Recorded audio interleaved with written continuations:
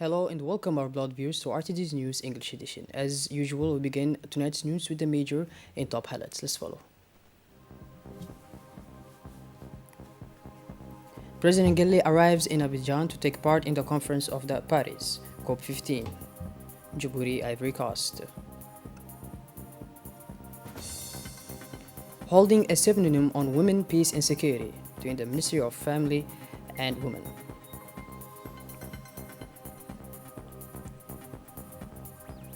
And on the international scene, Palestinian authorities condemn construction of 4,000 housing units of the West Bank.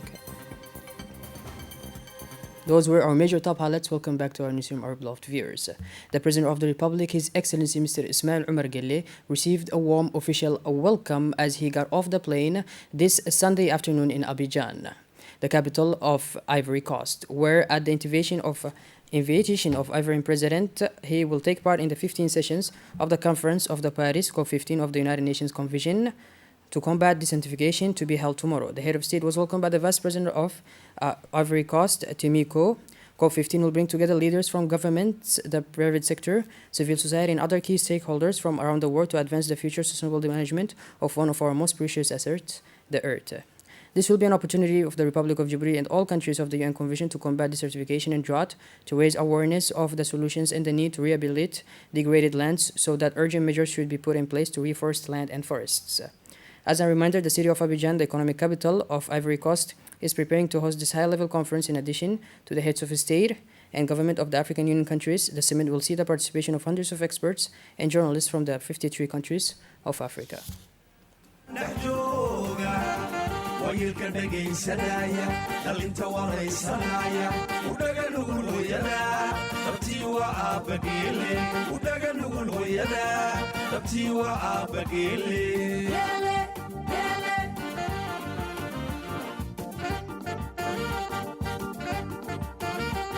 dadkiisa hoggaan dhex jooga wayilka dhagaysanaya dhalinta waraysanaya udhaga nugul hooyada dhabtii waa aabageele udhaga nugul hooyada dhabtii waa aabageele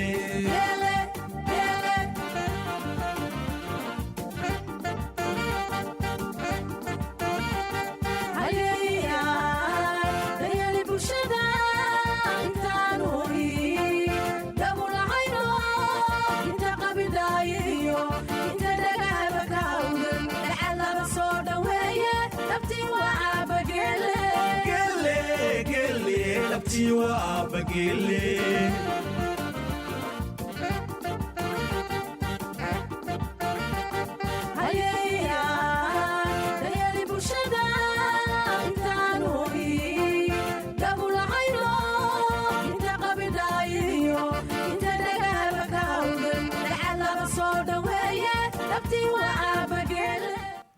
Preparations for the COP15 to be held in Ivory Coast are well underway and will be an opportunity for the Republic of Djibouti and all countries of the United Nations Convention to combat desertification and drought, to raise awareness of the solutions and the need to rehabilitate degraded lands so the urgent measures are put in place in forest lands and forests. The President of the Republic, His Excellency Mr. Ismail Omar Gelle, will take part with the heads of state and government in this 15th session of the Conference of the Paris COP15 of the United Nations Convention to combat desertification, to be held from 9 to 20 May 2022.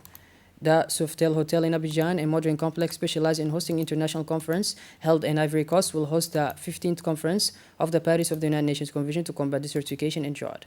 As for the hosting of this international event, it falls this year to the Republic of Ivory Coast, which will have the honor to receive for the occasion about 30 heads of state and government from Africa and other continents. Several issues will be discussed during this high-level summit on May 9 and 10, 2022, including a summit of heads of state, high-level roundtables, and interactive dialogue sessions.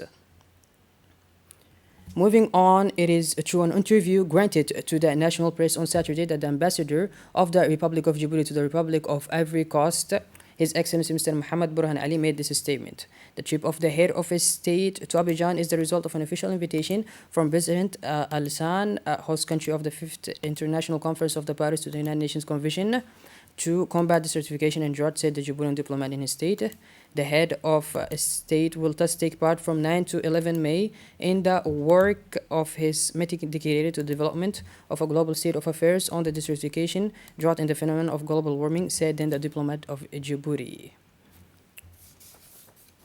Moving on to the Ministry of Women and Family, in collaboration with the U.S. Embassy and the technical support of UNDP, organized this Sunday, May 8, 2022, a conference on the theme Women, Peace and Security with the stakeholders at the conference room at the Place Kempinski.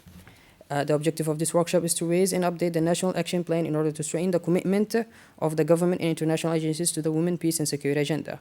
Co-chaired by the Ministry of Women and Family and the U.S. Embassy, the event was attended by about 50 representatives of the various stakeholders, including administrative institutions and development partners.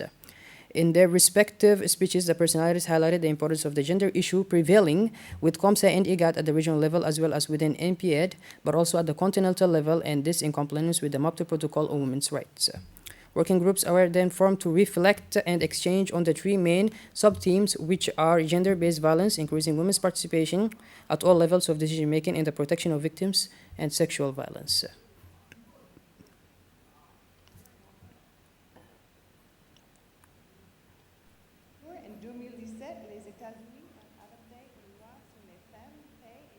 In a speech for the occasion, the Ministry of Interior emphasized the importance of the protection of women and children in all conflicts.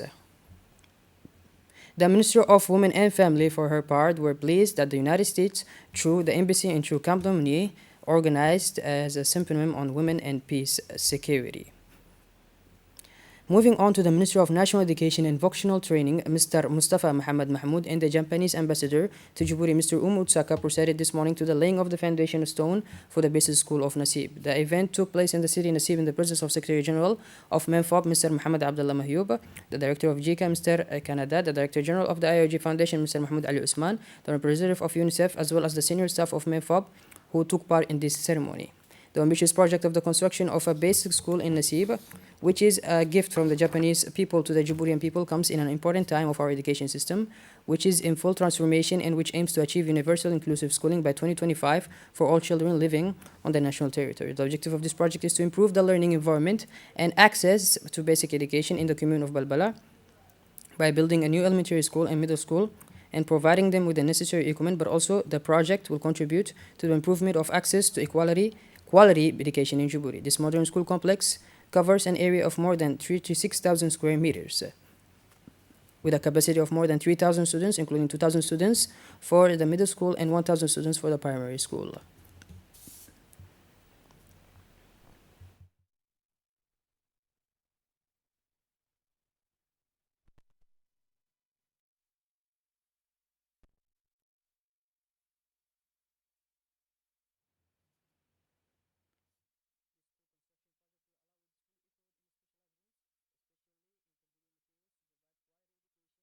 Adapted to the needs of our young citizens.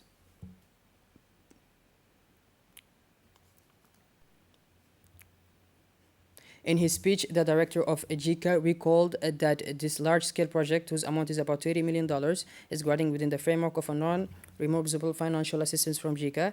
He indicated that this school project will be built by the Japanese companies, Corporation, and Matsuda Consulates. For his part, the Japanese ambassador to Djibouti, Mr. Utsaka, said he was honored to participate in this stone-laying ceremony for the construction of a new primary and secondary school in Nasib in the district of Balbala. In his speech, the Minister of National Education, Mr. Mustafa Muhammad Mahmoud, recalled that Djibouti Nippon Corporation education sector is long-standing and has helped achieve many objectives of the education system since the States General of Education initiated by the President of the Republic, Mr. Ismail Umar Gelle.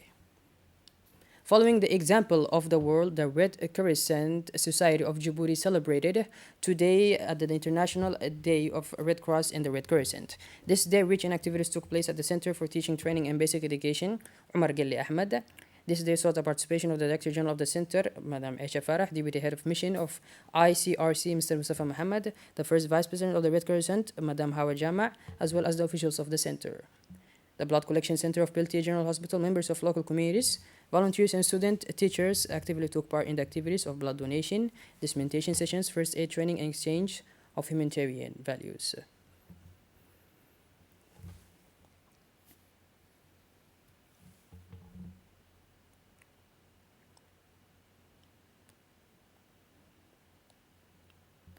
All the participants reaffirmed their commitment to the most vulnerable. The second edition of the Djibouti Robotic Competition ended yesterday afternoon at the gymnasium of the State High School of Djibouti. The competition of the second edition of the Djibouti Robotic Competition, organized by the Center of Leadership and Entrepreneurship.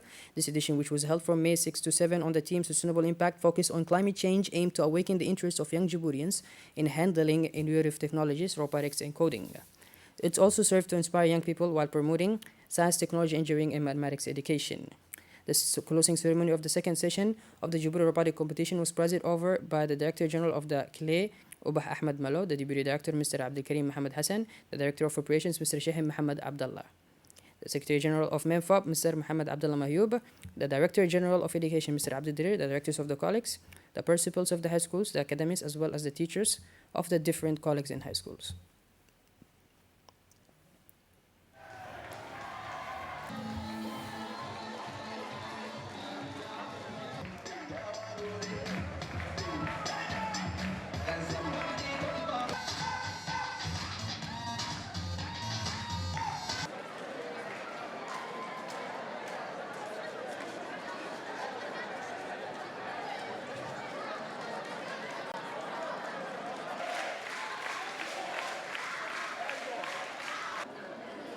J'ai appelé les détenus pour la première place. The high officials present proceeded to the handing over of the trophies to the different women students of this second edition of the Djibouti Robotic Competition.